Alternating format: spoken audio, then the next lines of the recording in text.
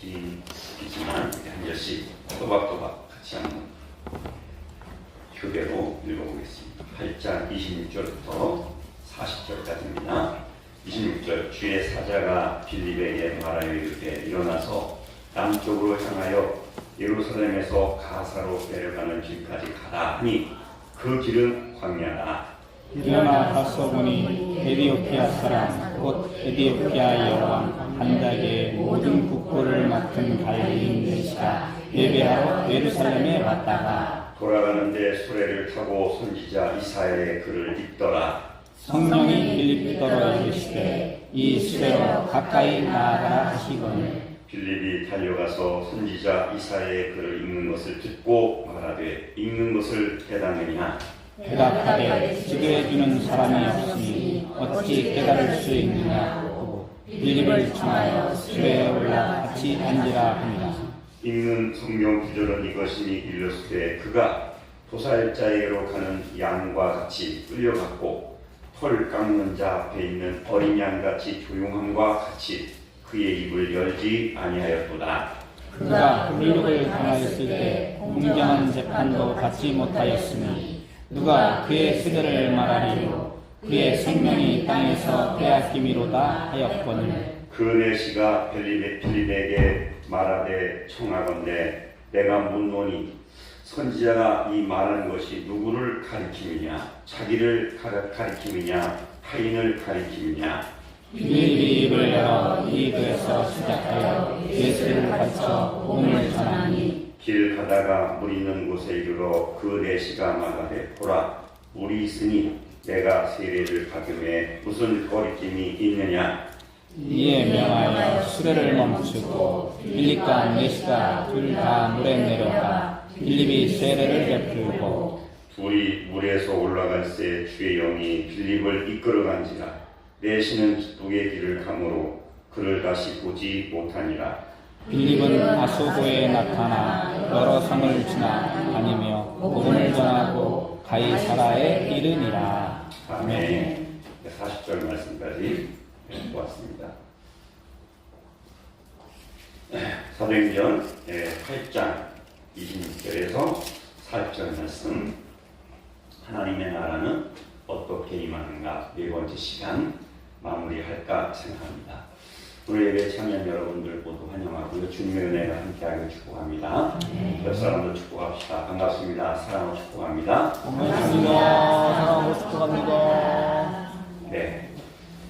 오늘은 4월 첫 번째 주일이 되었습니다. 4월을 시작하면서 4월 달에 알맞는 격려의 말 한마디 옆 사람에게 한번 해봅시다. 4월이니까 화사한 4월이 되세요. 시작. 화사한 4월이 되세요. 네. 왜 4월이면 따라 빼먹어요. 4월이니까 화사한 4월이 시작. 4월이니까 화사한 4월이 되세요. 아멘. 자, 제가 국어사전을 찾아봤어요. 화사하다는 말의 뜻이 뭔가 찾아봤더니 본래 1970년대까지만 해도 화사하다는 말이 화려하고 사치스럽다라는 말로서 다소 부정적으로 쓰여진 그런 말인데요. 1980년대 들어서면서 그 의미가 바뀌어서 환하고 아름답다라는 뜻으로 매우 긍정적으로 사용되어지고 있다는 거예요. 그래서 그런지 어떤 사람이 저를 보고 목사님 오늘 옷차림이 아주 화사합니다 이렇게 말하면 여러분들도 그런 얘기 들으면 좋아요 안 좋아요? 좋아요. 그러니까 화사하다는 말이 이제는 우리에게 긍정적으로 쓰여지고 있습니다. 어쨌든 4월에는 저와 여러분들의 인생살이가 좀 더 화사해지길 주님으로 축복합니다. 한 번 더 옆 사람 축복합시다. 4월이니까 화사한 4월 되세요. 시작. 4월이니까 화사한 4월 되세요. 아멘. 자, 지금 우리는 하나님 나라에 대해서 네 번째 시간 말씀을 나누고 있는데요. 사실 따지고 보면 하나님의 나라가 내 마음에 임하게 되면 내 마음도 내 인생살이도 봄날에 목련꽃이 피듯이 우리의 인생도 우리의 마음도 환해지고 아름답게 변화되는 겁니다. 4월에는 이런 은혜가 있길 바랍니다. 오늘 본문에 등장하는 사람이 나오는데요. 이 사람을 보게 되면 여기 나오는 내시가 나오죠. 에디오피아 나라에 여왕이 있었는데 그 여왕 이름이 간다게라는 여왕. 그 간다게라는 여왕을 모시고 있던 내시라는 사람이 등장하고 있습니다. 오늘 설교 말미를 들어보시면 여러분 아시겠습니다만은 이 내시야말로 어두웠던 인생이었는데 나중에는 아주 화사한 그런 인생으로 변화된 것을 볼 수 있게 될 것입니다. 그러면 이 시간에 어떻게 이 내시가 그렇게 화사한 인생으로 변화될 수 있었는지 그 내용을 오늘 말씀을 통해서 한번 살펴보겠습니다. 먼저 사도행전을 여러분 좀 잘 아셔야 되는데 제가 설명을 할 테니까 한번 잘 들어보세요. 오늘 성경 말씀은 사도행전 8장에 나오는 내용이지요. 근데 사도행전 2장에 보면 오순절 날에 성령이 이 땅에 오심으로 인해서 하나님의 나라가 예루살렘에만 머물러 있지 않고 유대 땅과 사마리아와 땅 끝까지 이르러서 하나님 나라가 점점 더 확장되어지고 전파되어지는 것을 볼 수가 있어요. 그때 시작되어진 하나님의 나라가 지금 21세기 오늘 이 순간에는 그 복음이 어디까지 전해진 거예요? 지금 우리나라 대한민국 이 한반도에까지도 하나님의 말씀이 복음이 전파된 거예요. 그러면 여러분 질문해 보겠습니다. 지효야 문 좀 닫아줄래? 뒤에 왔다 갔다 하지 않았으면 좋겠어요. 자, 그러면 여러분 질문 한번 해봅시다. 이처럼 하나님의 나라가 세계 각처로 전파되고 확장되었는데 이 일에 가장 크게 기여를 하신 분이 누구인지 여러분 아십니까? 베드로입니까? 사도 바울입니까? 아니면 빌립보 같은 스데반 같은 그런 집사님들이었습니까? 모두가 기여한 것은 틀림이 없는 사실이에요. 그런데 가장 강력하게 역사하고 제일 앞장서서 주도적으로 도전하시고 일하신 분이 누구냐? 여러분 지금 말씀하신 대로 성령님이십니다. 믿으시기 바랍니다. 사도행전을 읽으면서 성령님을 발견하지 못하면 겉만 보는 거예요. 물론 현상적으로 보면 베드로도 바울 사도도 스데반 집사님도 빌립 집사님도 정말 충성된 사람들이었고 복음 전파에 앞장선 그런 사람들임에는 틀림이 없습니다. 그럼에도 불구하고 그들을 일으켜 세우고 그들을 움직이게 만들고 충성된 사람들로 만드신 분은 바로 성령님이셨어요. 그래서 여러분 혹시 사도행전의 뜻이 뭔지 아십니까? 사도행전, 사도들의 행적을 기록한 책이 사도행전이에요. 즉 예수님 승천하신 이후에 사도들이 어떻게 복음을 전했는지 사도들의 행적을 잘 기록해 놓은 책이 사도행전이에요. 그러나 사도행전을 자세히 그리고 깊이 읽어보면 사실 사도행전은 사도행전이라기보다는 성령행전이다 이렇게 표현하는 게 맞습니다. 무슨 행전이라고요? 성령. 사도들의 행적보다는 누구의 행적? 성령님이 어떻게 행하셨는가 그걸 기록해 놓은 것이라고 봐도 틀림이 없다 그 말이에요. 왜냐하면 모든 사도들은 한결같이 성령의 인도하심을 따라서 성령의 도우심으로 복음을 전했기 때문에 그렇습니다. 그래서 사도행전을 읽어보면 사도들은 자신의 능력이나 실력, 경험 이것으로 복음을 전하지 않고 순전히 다 성령님의 인도하심을 따라서 성령의 능력으로 복음을 전했다는 것을 알 수가 있습니다. 이 말씀을 오늘 본문 말씀이 잘 설명해 주고 있어요. 우리 8장 26절을 한번 같이 읽어봅시다. 26절, 27절 읽어봅시다. 시작. 주의 사자가 그들에게 말하기를 일어나서 남쪽으로 향하여 예루살렘에서 가서 내려가는 길까지 가라 하니 그 길은 광야라. 일어나 가서 보니 에티오피아 사람 곧 에티오피아의 여왕 간다게의 모든 국고를 맡은 갈리인 내시가 예배하러 예루살렘에 왔다가 돌아갔다 했어요. 8절까지 이렇게 나와 있지요. 자, 먼저 26절에 보면 뭐라고 시작하겠습니까? 주의 사자가 빌립 집사에게 나타나서 어디로 가라 그랬어요? 남쪽으로 가다가 예루살렘에서 가사로 내려가는 길까지 가라. 가사라는 건 지역 이름인데요. 저 중동에서 내려가다 아프리카 대륙 그 길목에 있는 동네가 가사라고 하는 그런 지역이에요. 그러니까 거기까지 가라고 명령을 하게 해서 빌립 집사가 지금 거기를 간 거예요. 그러니까 빌립 집사가 스스로 가사라는 지역으로 가고 싶어서 간 것이 아니고 누가 가라 그랬어요? 26절에 보면 주의 사자가, 즉 천사가, 하나님의 신부인 천사가 나타나서 빌립에게 너 빨리 예루살렘으로 떠나서 저 가사 그 지역으로 빨리 가.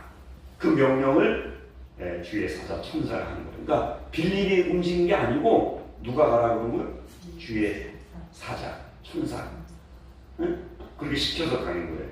그래서 27절에 보니까 일어나서 그 지역에 가보니까 거기 가서 누구를 만나게 됩니까? 에디오피아 나라의 여왕 간다가의 국고를 맡은 관리인. 지금으로 말하면 우리나라의 기획재정부, 나라의 돈을 관리하는 그런 장관이란 말이지. 그 사람을 만나게 됐어요. 그런데 그는 내시라고 말하고 있죠. 내시가 어떤 사람이죠? 남자이지만 남자의 성지능을 완전히 제거해버린 그런 사람이지요. 과거에는 이런 경우들이 참 많았다고 합니다. 그 시대는 아주 많았대요. 왜냐하면 지금은 이렇게 하라고 해도 안 해요. 굶어 죽어도 안 합니다. 근데 그 당시는 이런 일이 많았다는 거예요. 왜냐하면 그 시대에는 내시가 되는 것이 지금처럼 수치스럽게 여기거나 부끄러운 일로 여기지 않고 오히려 한 나라의 임금을 지근거리에서 잘 보필할 수 있다는 것을 자랑스럽게 여기고 그것을 그 시대에는 성공하는 걸로, 출세하는 걸로, 권력으로 그렇게 이해하고 있었어요. 그래서 오늘 본문에 등장하는 내시도 내시가 되었고, 내시로서 누구보다도 그 나라의 왕인 간다게를 조금도 사심없이 그리고 욕심없이 잘 보필하는 그런 사람이었습니다. 그러니까 장관이었다 그 말이죠. 그런데 이 내시가 예루살렘을 뭐하러 왔었습니까? 여기 보니까 20절 끝에 보니까 국고를 맡은 관리인 내시가 예배하러 예루살렘에 왔다가 그렇게 말하고 있죠. 예루살렘에 뭐하러 왔다고요? 예배하러. 아마 이때가 6월절인지 오순절인지 어쨌든 뭐 절기 때문에 왔는지 아니면 성유순례를 왔는지 어떤 이유인지는 모르지만 어쨌든 예루살렘에 뭐하러 왔어요? 예배하러 왔어요.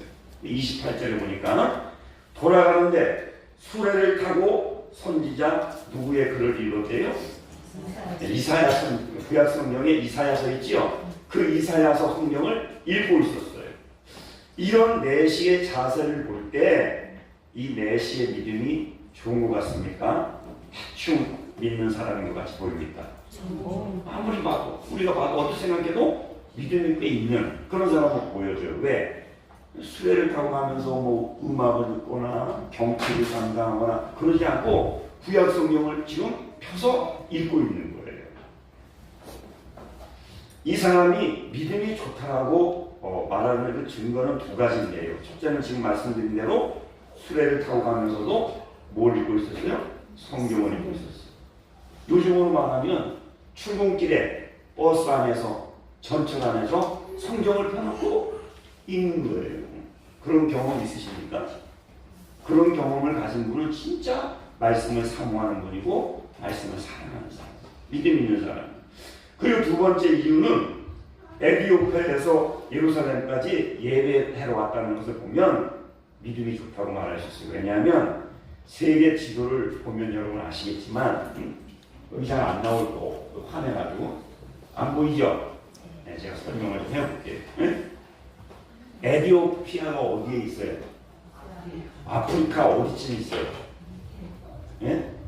그러니까 이스라엘 나라 중심으로 남쪽으로 내려가면 거기 이집트가 있어요.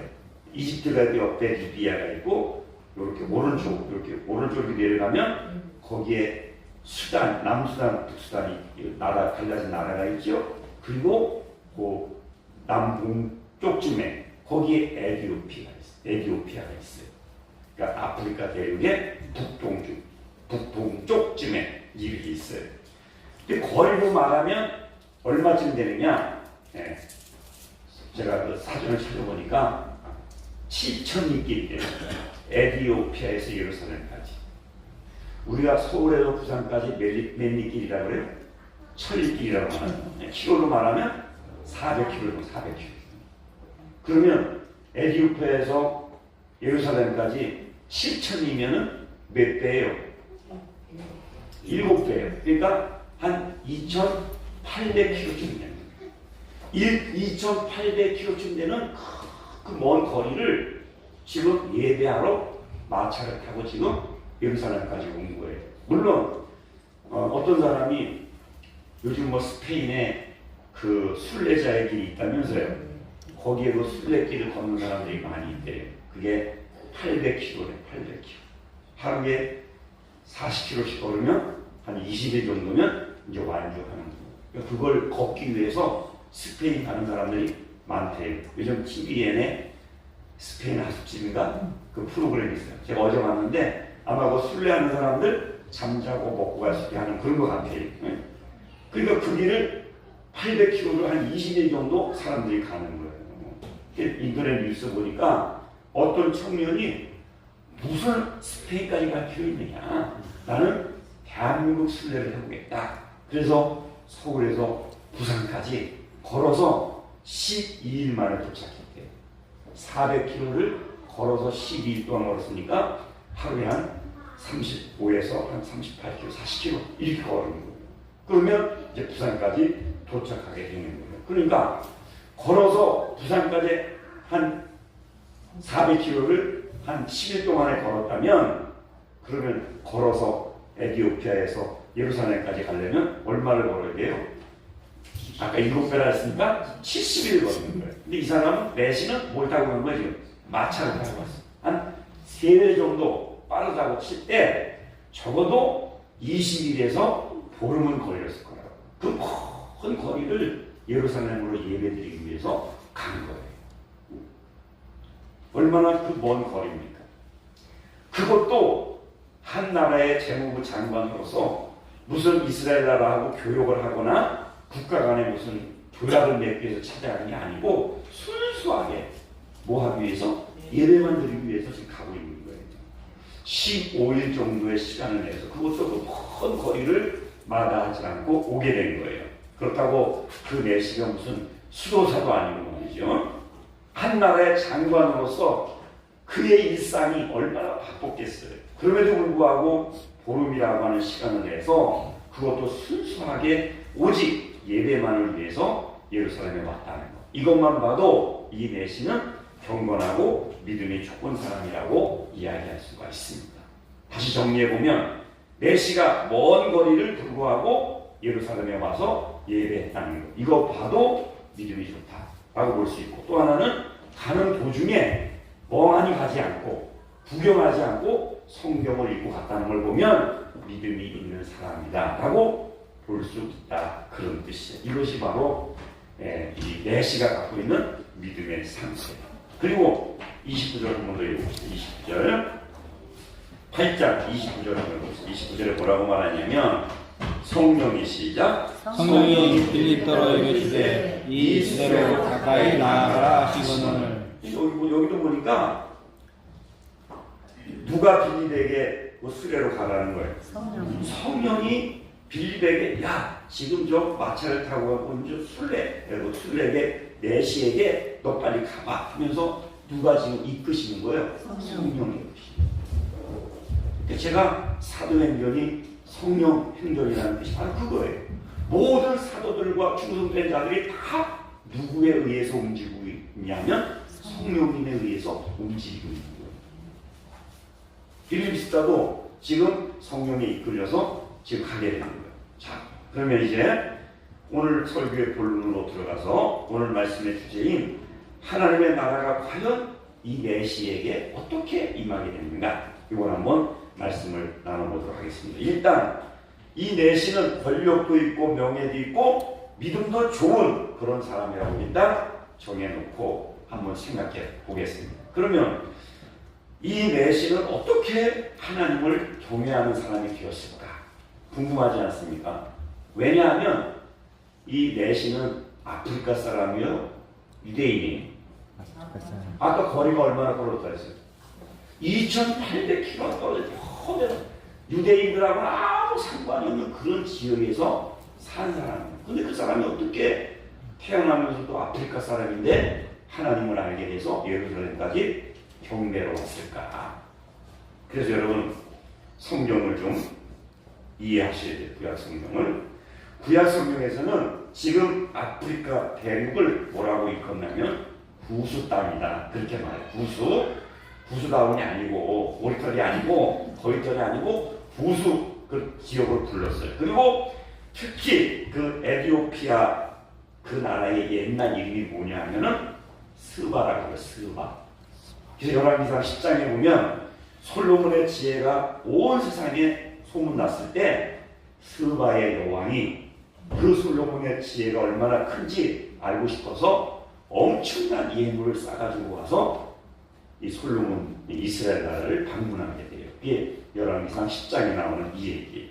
그 얘기를 다 할 수는 없고 이 사건을 계기로 해서 이스라엘 나라와 지금의 에티오피아 이 두 나라가 아주 밀접한 관계를 맺게 되었다는 거예요. 시간적으로 말하면 BC 1000년경, 정확하게 말하면 BC 972년에 일어났던 일이에요. 그러니까 에티오피아의 여왕 그 스바의 그 여왕이 거기는 고개 사회에서 여왕 제도라는 거예요. 그래서 솔로몬 때도 그 스바의 여왕이 솔로몬을 찾아오는 거예요. 솔로몬을 이렇게 보니까 그의 지혜와 부귀와 영화가 너무 놀랍고 대단한 거예요. 그래서 이 사람이 어떻게 해서 이렇게 대단한 영광을 누리게 됐는가 보니까 여호와 하나님을 섬기고 있었다는 거예요. 그래서 그 여왕이 자기 나라에 돌아가서 우리나라도 하나님을 믿고 율법을 가르치고 하나님을 경배하도록 해야 되겠다. 그래서 그때부터 그러니까 BC 1000년, 지금부터 말하면 3000년 전부터 그 나라 백성들에게 하나님을 가르치고 율법을 가르치겠다는 거예요. 이거는 야사의 야사, 성경에 나온 게 아니고 저도 이번에 처음 알았어요. 그래서 에티오피아 이 내시가 하나님을 알게 되었구나. 그걸 제가 알게 됐어요. 그러니까 지금 아프리카 대륙에는요 몇 나라가 있냐면은 53개국에서 55개국이 있다는 거예요. 그 아프리카 대륙에 있는 모든 나라가 거의 다 모슬렘 국가예요. 여러분 아시죠? 그런데 모슬렘보다 기독교인이 더 많은 나라가 두 나라가 있어요. 한 나라가 남아프리카 공화국, 그리고 또 한 나라가 바로 여기 나오는 에티오피아. 이 나라가 기독교 인구가 더 많아요. 모슬렘보다. 물론 여기 기독교는 개신교를 얘기하는 거 아니에요. 캐토릭을 얘기해요. 캐토릭.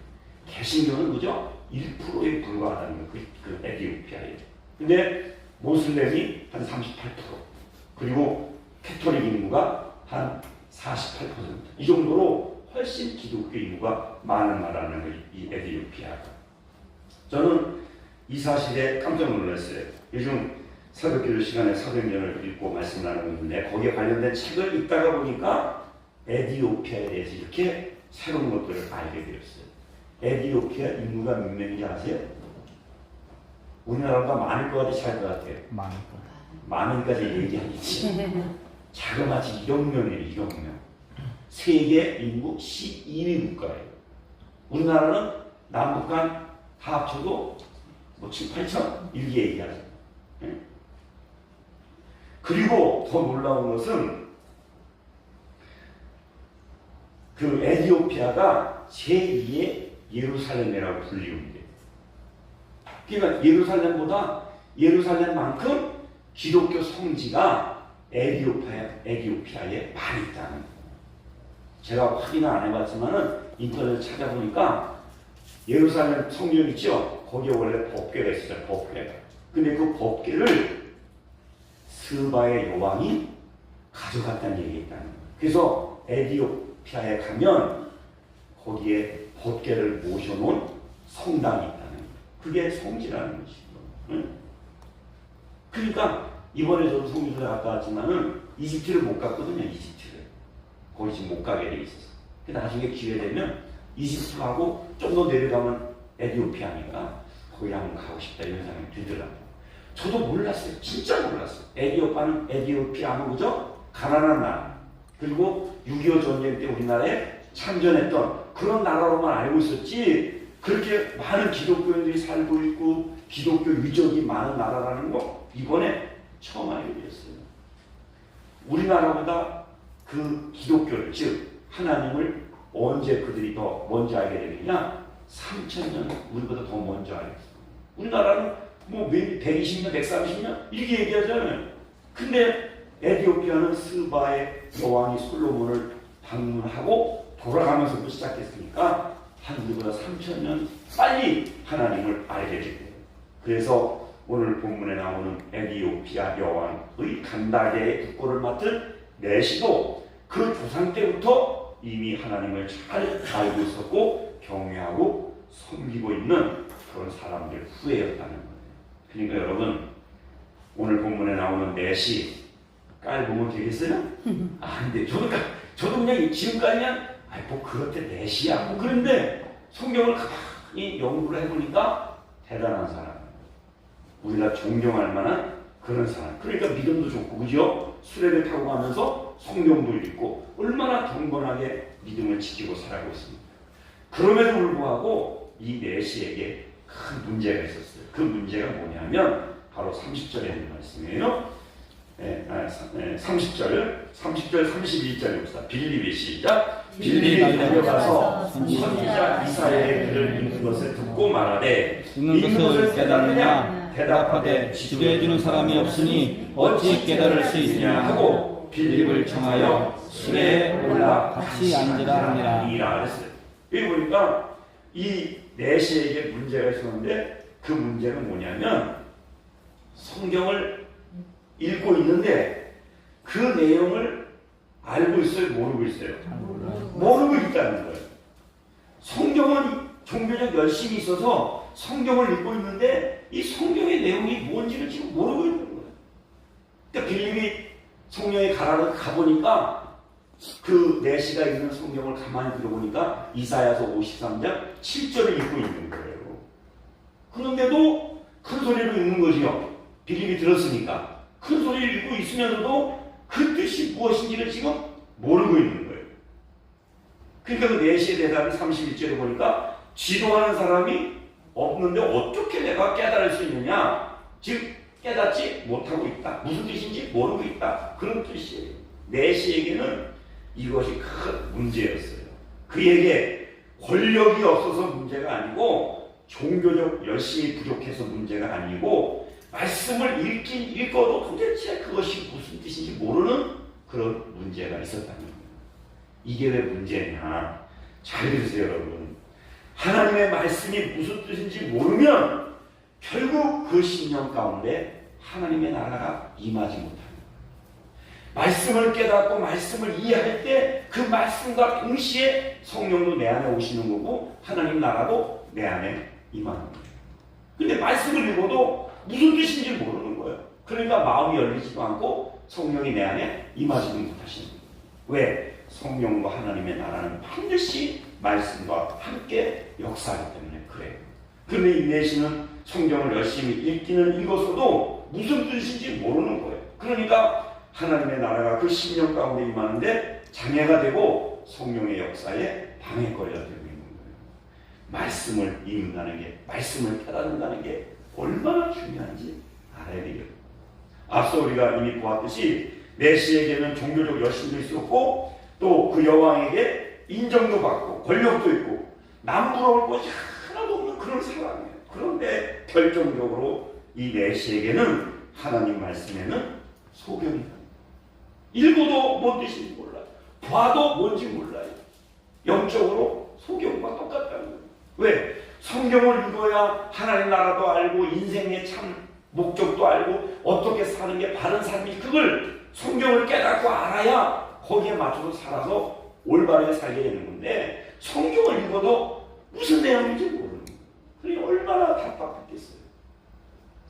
그래서 결국은 하나님의 나라를 경험하지 못한 거예요. 그동안 이 메시가. 그래서 그 성경을 조금 더 보시면 32절부터 한번 보겠습니다. 32절부터 좀 읽어봅시다.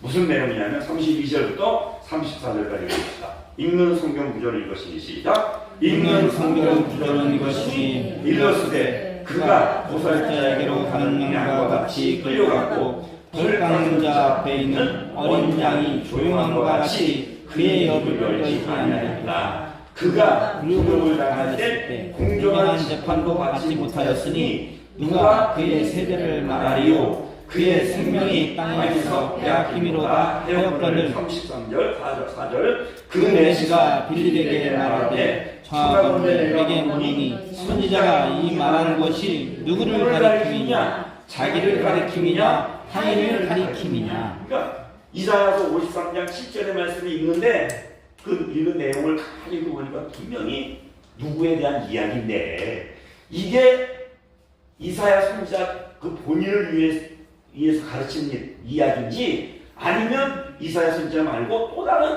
사람을 가르치는 건지 이걸 모르겠는 거예요. 여러분들은 이 내용이 누구를 가르치는 것 같아요? 대단하십니다. 그러니까 벌써 BC 700년 전에 예수님이 이 땅에 오셔서 어떤 대우를 받고 어떤 심판을 받고 어떻게 십자가에 죽을 것을 미리 예언해 놓은 거예요. 이사야 선지자를 통해 하나님이 예언을 주셨는데 그 예언을 읽으면서도 내시는 이게 누구를 예수님을 가르치는 건지 이사야 선지자 본인을 가르치는 건지 이걸 모르고 있는 거예요. 그래서 묻잖아요. 빌립에게 34절에 그 내시가 빌립에게 말하되 청컨대 내가 묻노니 선지자가 이 말한 것이 누구를 가르치느냐 자기를 가르치느냐 즉 이스라엘을 가르치는 거냐 아니면 타인을 가르치는 거냐. 누구를 가르치는 거야? 타인을 가르치는 건데 그 타인이 곧 누구라는 거예요? 예수님입니다. 그 내용을 잠깐 보면요 예수님에 대한 예언인데 그가 도살자에게로 가는 양과 같이 끌려가고 털 깎는 자 앞에 있는 어린 양이 조용한 것 같이 그의 입을 열지 않았다. 그렇죠? 예수님이 잡혀가시고 재판받고 사람들이 막 돌 던지고 그럴 때 한마디 말 대꾸하셨습니까? 안 했어요. 정말 장장하게 자기의 십자가의 길을 걸어가셨어요. 이걸 예수님의 모습을 이사야 선지자를 통해서 하나님 미리 예언하신 거예요. 그대로 예수님이 이 땅에 오셔서 그렇게 사셨어요. 그리고 33절 그가 굴욕을 당할 때 공정한 재판도 받지 못하였으니 그렇죠? 빌라도가 죄가 없다고 그랬죠? 그럼에도 불구하고 사형 선고를 받게 된 거예요. 그리고 그의 생명이 땅에서 빼앗기는 거다. 그 말은 결국 예수님이 죽게 되었다 그 뜻이에요. 이거를 이사야 선지자를 통해서 하나님이 말씀해 주시는 거예요. 근데 이걸 읽으시면서도 이 내시는 알았어요 몰랐어요? 뜻을 몰랐다는 거예요. 그래서 빌립사에게 빌립사가 그에게 어떻게 말합니까? 거기 이제 35절에 빌립이 입을 열어 이 글에서 시작하여 누구를 가르쳐서 복음을 전했대요? 바로 이분이 바로 얼마 전에 십자가에 죽은 사람들이 십자가에 못 박아 죽인 그 예수님을 가르치는 건데 그 예수님이 당신과 나의 죄를 위해서 얼마 전 예루살렘 근처 골고다 언덕에서 십자가에 죽으신 그분인데 그분이 바로 당신과 나의 구원자 하고 내시에게 빌립이 세세하게 가르치는 거예요. 그 얘기를 듣고 내시는 어떻게 반응하고 있습니까? 36절에 길 가다가 물 있는 곳에 이르러 그 내시가 말하되 보라 물이 있으니 내가 세례를 받으면 무슨 꺼리낌이 되냐? 뭘 받고 싶다는 거예요? 세례를 받고 싶다는 거예요. 그 말은 또 다른 말로 말하면 세례 받기 전에 이미 그 마음속에 하나님 나라가 임했다는 것이고 예수님이 나의 구원자라는 것을 확신하게 되었다는 거예요. 나도 이제는 누구의 제자가 되고 싶다는 거예요? 예수님의 제자가 되고 싶다는 거예요. 그래서 내가 지금 세례 받기를 원한다는 거예요. 그러니까 빌립과 메시가 두 사람이 물에 수레를 멈춰놓고 둘이 물에 들어가서 빌립이 세례를 베풀고 또 메시는 세례를 받게 되었다. 그런 뜻이. 그러니까 메시가 스스로 자원해서 세례를 받겠다고 나선 것은 곧 그 10년 안에 누구의 나라가 임한 거예요? 하나님 나라가 임한 것이고요. 성령님이 그 안에 임했다는 증거를 보여주고 있는 거예요. 그리고 나서 내시에게 어떤 일이 벌어졌는지 한번 봅시다. 38절 세례 받았지요? 39절 세례 받는 것 39절을 봅시다. 둘이 시작. 둘이 물에서 올라올 때 주의 영이 빌립을 이끌어간지라 내시는 기쁘게 그를 안고 그를 다시 보지 못하니라. 여기 보니까 빌립은 누가 데려갔대요? 주의 영, 성령이 빌립을 데리고 왔어요. 그러니까 내시는 더 이상 빌립을 못 보겠다는 말. 그런데 내시는 어떻게 길을 갔다 그랬어요? 기쁨을 가지고 자기의 길을 갔다. 그렇게 말하고 있어요. 옛날 성경에는 그냥이 길을 갔다 그랬어요. 그러니까 콧노래를 부르면서 흥겨워서 즐거워서 자기의 길을 가게 됐다는 그런 뜻이에요. 그렇기 때문에 여러분, 도대체 이 내시가 경험한 이 기쁨은 어디에서 온 것입니까? 무엇 때문에 이 내시가 기쁨을 갖게 된 것입니까? 분명하고 확실한 것은 적어도 이 기쁨은 그의 외적인 환경에서 온 것이 아니라는 거예요. 환경은 방금 전이나 지금이나 똑같아. 여전히 수레를 타고 앞으로 7,000이나 되는 먼 길을 가야 하고 생각만 해도 피곤하지 않겠습니다. 그 상황은 피곤하지 않겠습니까? 그 상황은 그때나 지금이나 똑같아. 변한 것이 아무것도 없어요. 마치 수레 대신에 무슨 비행기가 온 것도 아니고요. 전혀 변한 것은 외적으로 아무것도 없어요. 따라서 그의 환경이 좋은 환경으로 변해서 내시가 지금 기뻐하는 것은 절대 아니라는 거예요. 변한 것은 딱 하나. 뭡니까? 그 내시의 마음, 생각, 내적의 큰 변화를 경험했다는 거예요. 그가 빌립을 통해서 예수 그리스도가 진짜 우리의 구원자이고 우리의 죄를 용서하기 위해 십자가에 죽으셨다. 이런 사실을 깨닫고 그 사실을 받아들이고 믿는 그 순간 마음속에 뭐가 생기는 거예요? 기쁨이 생깁니다. 이것이 바로 하나님 나라가 임하면 나타나는 현상이에요. 네? 환경은 똑같아요. 근데 진짜 예수님을 믿어서 성령이 내 안에 오시고 하나님 나라가 임하면 내 마음속에서 정말 깊은 데서 환경은 똑같아. 걱정거리가 있고 어렵고 힘들고 짜증날 수 있는 그런 환경이지만 성령이 내 안에 오시고 하나님 나라가 임하고 예수 그리스도가 나의 구원자라는 확실히 깨닫고 알게 되면, 붙잡게 되면 내 마음 안에서 그런 기쁨이 막 솟아나는 거예요. 이게 하나님 나라를 경험한 사람의 모습이야. 그래서 늘 로마서 14장 17절 그동안 우리가 많이 읽었잖아요. 하나님 나라는 먹는 거 마시는 것이 아니요 오직 성령 안에서 의와 평강과 희락이다. 하나님 나라를 경험하면 힘, 쾌락, 정의와 평안과 기쁨이 차고 넘치게 되어 있다는 거예요. 따라서 하나의 결론은 이겁니다. 지금 내시가 기뻐하고 있는 것은 하나님의 나라가 그 신령 가운데 임했기 때문에 생긴 그 기쁨이라는 거예요. 믿으시기 바랍니다. 환경이 좋아지고 환경이 나아져서 기뻐하는 게 아니고 환경은 똑같아. 앞으로 7,000이 길을 가야 돼. 정말 생각만 해도 피곤한 일이야.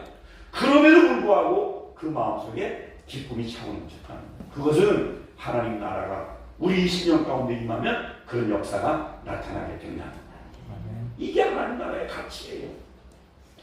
그런데 더 중요한 것은 그는 지금 이 순간에도 기쁨을 누리고 있지만 앞으로 2,800km를 가는 큰 길을 가면서도 그야말로 4월에 피는 목련화처럼 화사한 웃음을 지면서 가지 않겠습니까?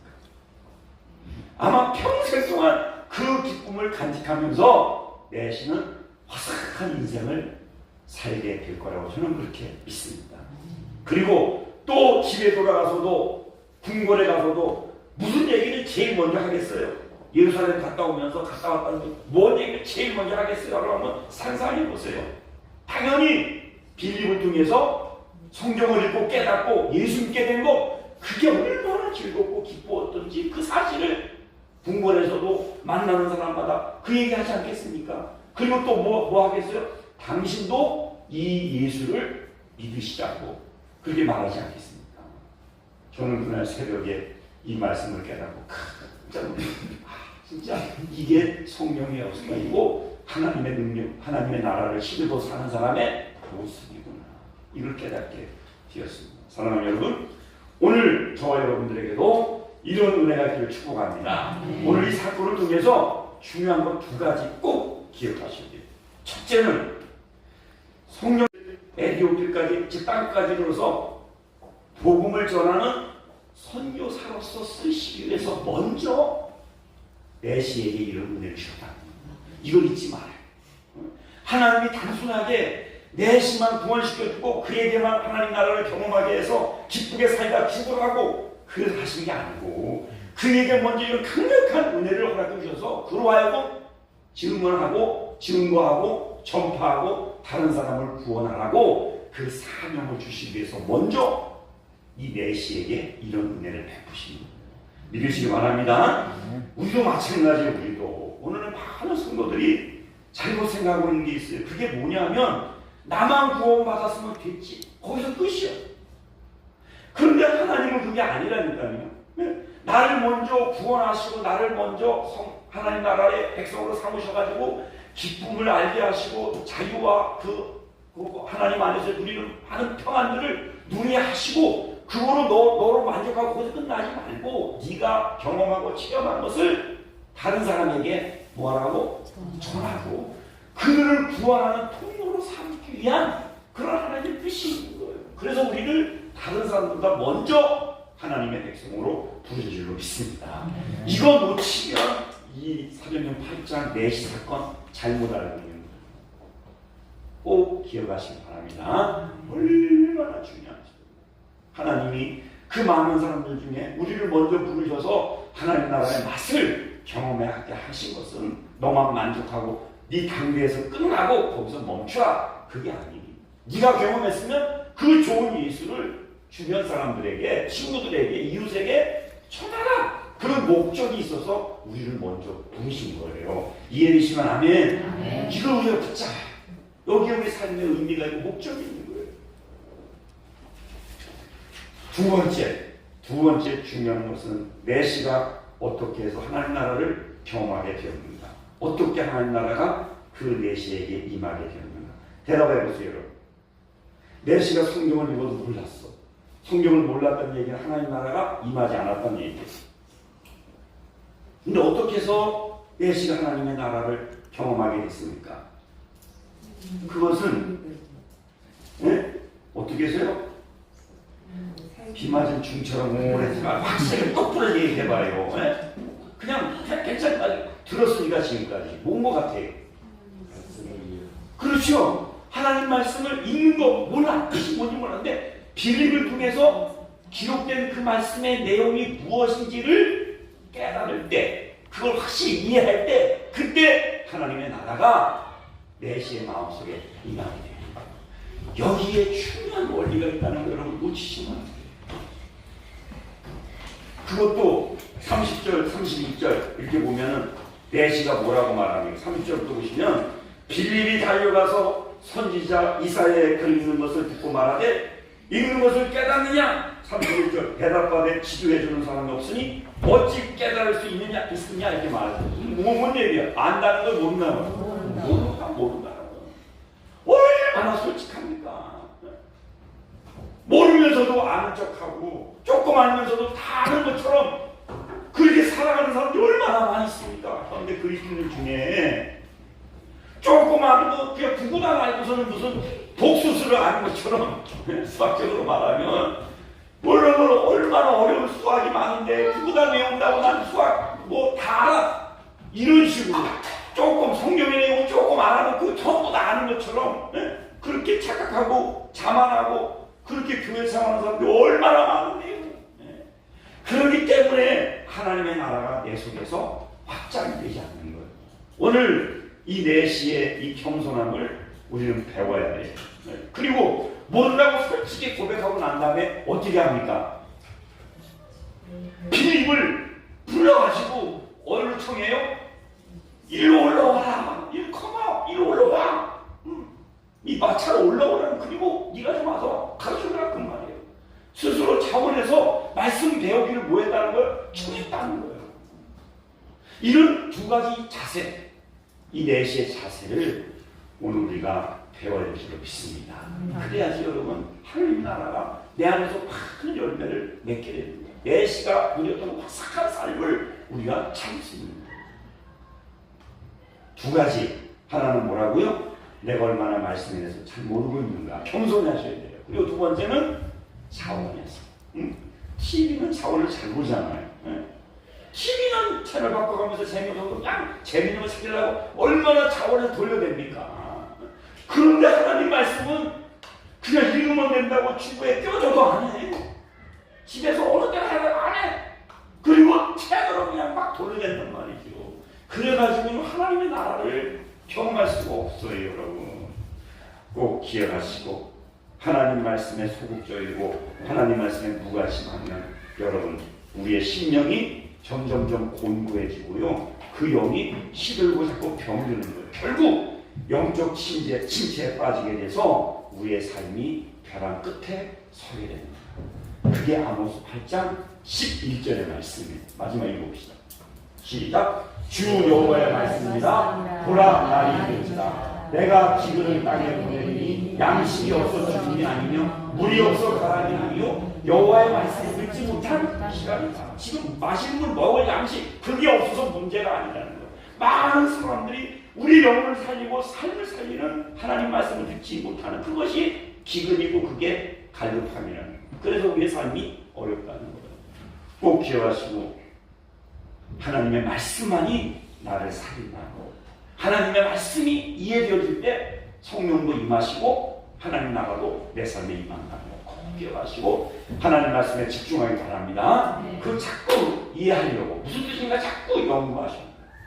모르시면 새벽에 나오세요. 제가 자동 해설해드릴 테니까 듣기만 해도 그렇구나 알게 돼 있어요.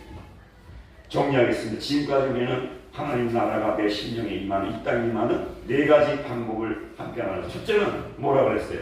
예수님이 가르치신 대로 간절하게 뭐해라?